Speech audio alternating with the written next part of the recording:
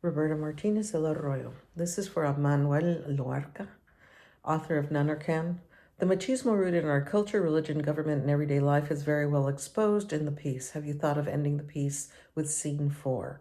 Why did you find the need for scene 5? I didn't think about ending it at scene 4 because scene 5 brought it back to the beginning and the two women, and it left it somewhat ambiguous about what will happen in Julita's future. Will she go mad? Will she go home? Will Leticia be able to bring her in? Will she die? I mean, all of these things are possibility. If I had ended at the end of scene 4, then it would have been almost more of a story about Humberto and his comeuppance rather than the relationship between Julita and Leticia. And that's what the characters wanted. I know that sounds weird, but you know how it is sometimes. For Andrew Cervantes, author of Lola, it's amazing you were able to fit so many pages into 10 minutes. Did you edit a lot? Yes.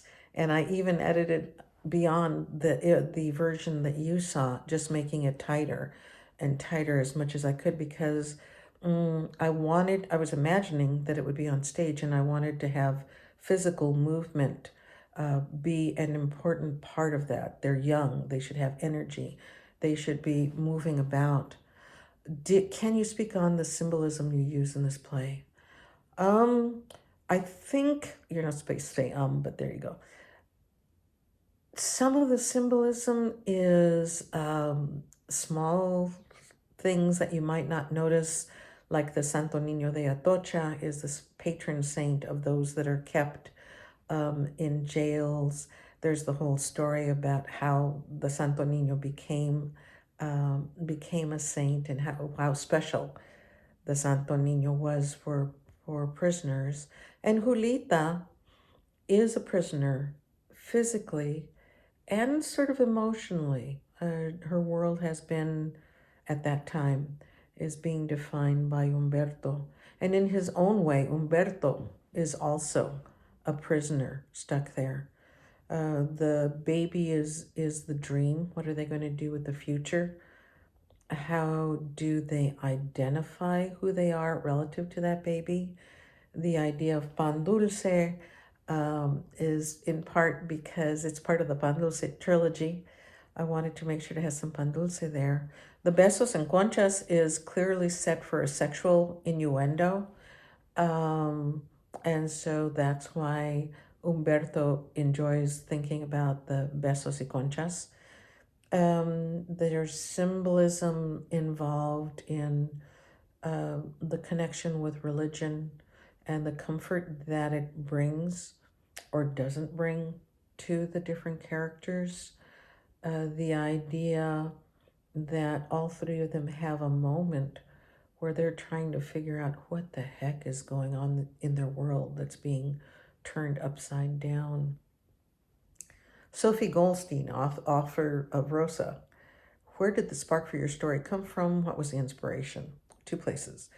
One was I had an ancestor who actually was locked in. Well, actually, my grand uncle's mother was locked in her house because her husband was going to go out philandering. And in fact, he did get stabbed, and she was locked in the house and she could not help him. And she heard him moaning for the rest of the night as he lay there dying. Excuse me. And my great grandmother was someone who was expected at one point to cook for her husband's woman, and she would send the chipped dishes to just kind of symbolize, this is what I think of you. Okay, so woman to woman, we know what's going on. Man, he won't necessarily catch on, but I'm sending you this message. The inspiration was just sitting down and the characters began to talk to each other. I don't have any plans to make it to a full length. I like to write shorter stories. I like Shirley Jackson in The Lottery. I like E. Cummings in poetry. I also like Emily Dickinson, who can go on a long time, but she also has some very short poems. I appreciate short. I also like the ambiguity of what's going to happen next.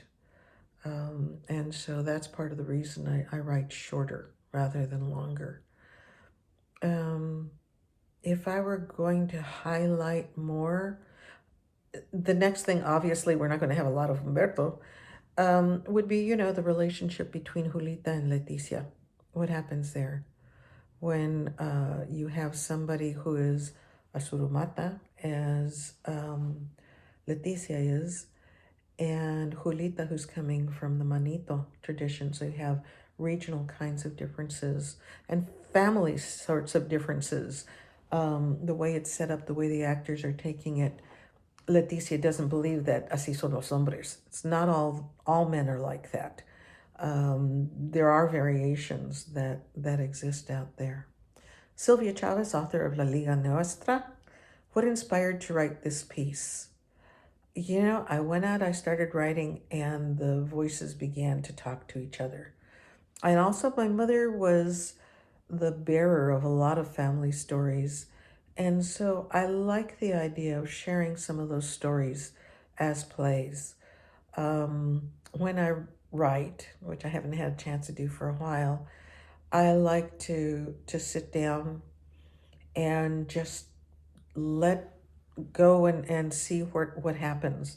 I've been part of the group Colectivos, and we would meet regularly and just talk about each other's works and let folks know what was working for them and go back and write some more.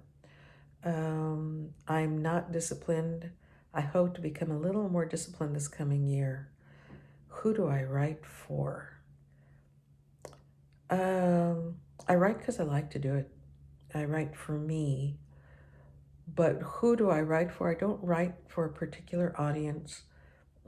I don't think I write to make a particular statement, except for us to remember history, because I'm a historian, and the complexity that exists in our world on a day-to-day.